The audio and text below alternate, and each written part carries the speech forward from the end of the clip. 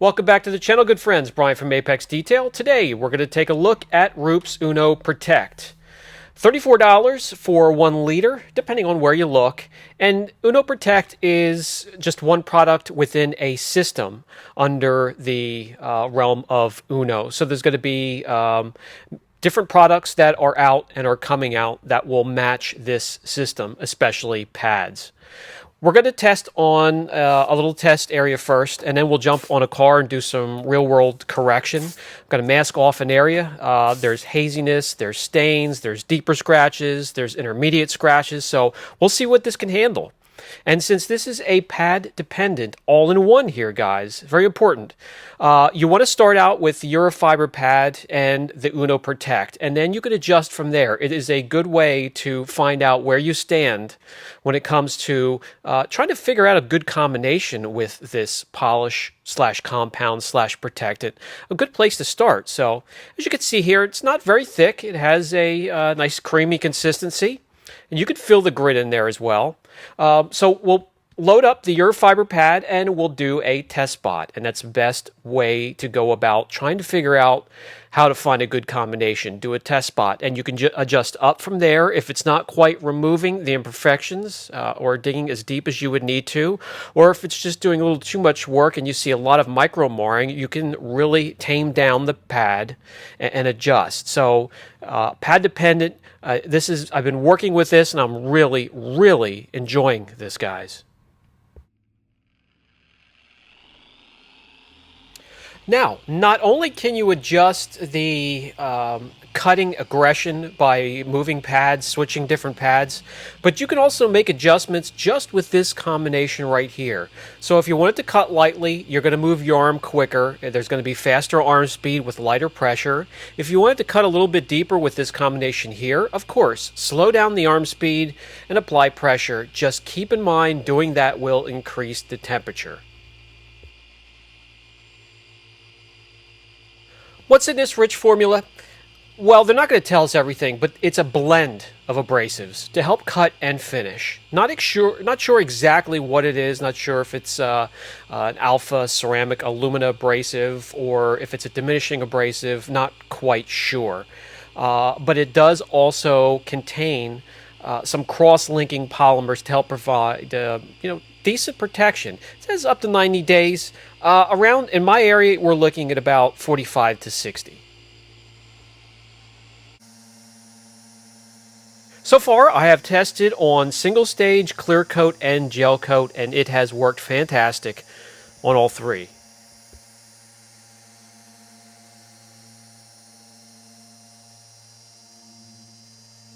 This product here is going to help a lot of people. It's going to help the driveway detailer or the enthusiast out there just trying to spruce up his car.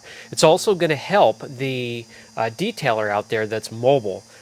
This can be used rather quickly to get around the car and you're going to be profitable. For the professional, I personally use this to spruce up ceramic coatings.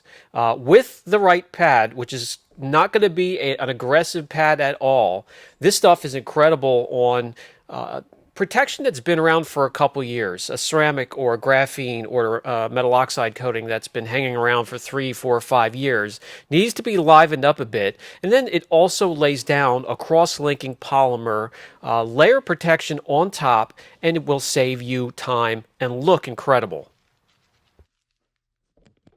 Okay, let's come in and take a closer look. On harder clear coat, this combination did excellent on the light swirls, the 3000 grit sand marks, but you would have to adjust the pad to get the deeper scratches, of course.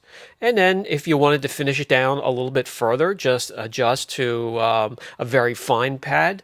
Rupes makes fine and very fine pads you could switch to and really dial that paint in. This product will not hold you up at all. What do I mean by that? Wait times and cure times. Cure time of 4 hours before you would take it out and get it wet. And waiting time 20 minutes before you wipe the product off after working it. So we have the C3 in here, and we need to freshen up the paint. And it's been a while since I've done a video on this, so I'll just show you the interior is coming along. All the wiring is just about done. It's about 97% finished in the interior here.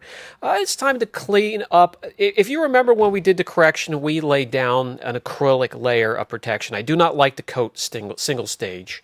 So let's liven it up with this product here. You can see we have staining. It's dull. It's been scratched and scuffed from me working on it, and stuff being bumped against it as it's in the shop, stuff falling on it. So it is really time to liven this up. We're going to use the Uno Protect and a Eurofiber pad. Perfect combination for this surface.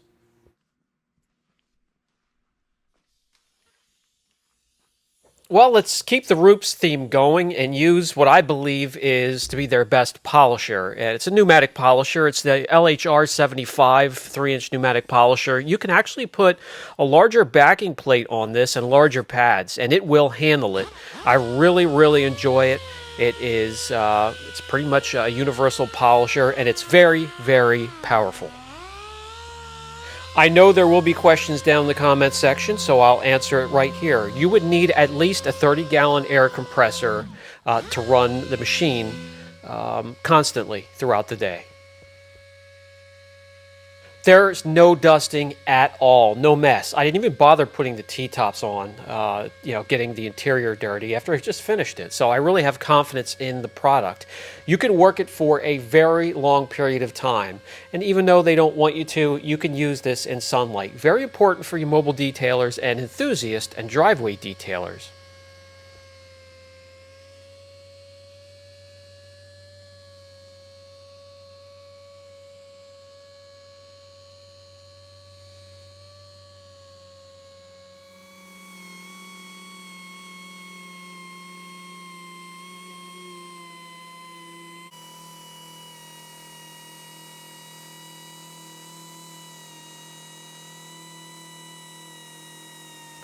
When it comes to the wipe off, all right, that's a different story. It's amongst one of the best I've ever worked with when it comes to an all-in-one, a finishing, polish, a cutting compound. It wipes off easily after the 20 minutes of wait time minimum. But you can go all the way around the car and start. Go back to where you started and start to wipe it off, and it's going to wipe off easy. I even left some on a panel overnight, 12 plus hours, came back, and it wiped off. Yes, really easy. It's just very impressive, and this is looking fantastic. Just continue the same method all the way around the car, and I just decided to pick up the polisher on a Sunday morning before taking it to a quick show to liven it up a little bit. And it was a great decision. I was around the car quickly, it wiped off, there was no smearing or residue or anything to clean up, and I could just take it right out the door. By the way, when I was done, I almost kind of thought it was overcorrected. This thing I didn't want to make perfect. This is a Le Mans style version of the C3 that I did this time. I've had a few that were stock, and I wanted to go for something different, and I absolutely love this. I enjoy this as much as the C7. Really fun to drive. But the Le Mans cars came off the track with, some scars. Rubbin's racing, as they say. So I didn't want to make this perfect, and it's nice to have something that isn't perfect so you can go places and park it, and I'm not just going crazy over it the whole time wondering what's happening to it. So this has really been a joy, and this product has also been a joy to work with.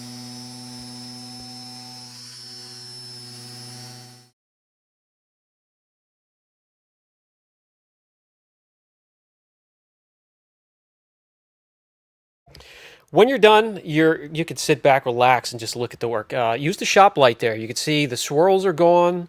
It's really livened up, and the red jumps out at you. The black looks deep and fantastic. And yeah, this thing is coming along nicely. I just need some small things that I'm waiting for. Since COVID, a lot of the shipping has slowed down and manufacturing on some of the parts, but I'm waiting for some hinges for the doors so I can fix the gaps. There's some gaps where I can stick my finger through, and maybe some other small things, just little odds and ends here that I'm waiting for, but the bulk of the work is now finished. Just about everything on it is new except for some bushings in the back I'm also waiting for that are slow to get here. Let's get back to the test panel. It's been over 24 hours now, so even though, 4 hours is just fine for cure time, and then you could take it out, it feels slick after the 24 hours and even more glossier. And as you can see here, using the blocks, the slickness is definitely easy to see. When it comes to gloss, we went from just ridiculously low numbers to the 90s just with those two passes. All we did, guys, was a crisscross pattern, up and down, then left and right. So with no effort at all, this is the turnaround we got. So I'm still curious. I want to take it outside and we'll get rid of the masking tape. We'll check out, does it bead, does it sheet? It actually does a little bit of both. Depending on what stream of water you're hitting it with, it's capable of doing both. So that's really cool. In my area, you definitely want something that sheets with the terrible water that we have here. So let's do the 10 wash test. Take a look at durability. We've seen where a ton of products pass the 10 wash test. There are a lot that fail, that don't even make it past the second or third wash. Let's see where this lands.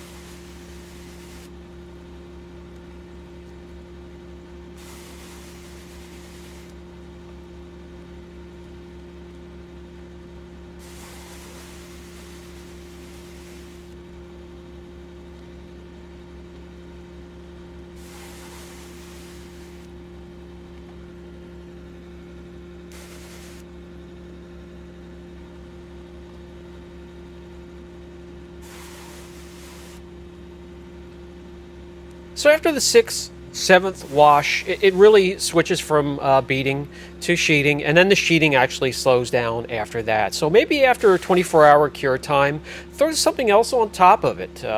Make it last a little bit longer. So yes, this is very impressive to me, and I'd rather poke my eyes out than say this, but if you need an all-in-one, go get it. Brian from Apex Detail. I'll catch you guys in the next video.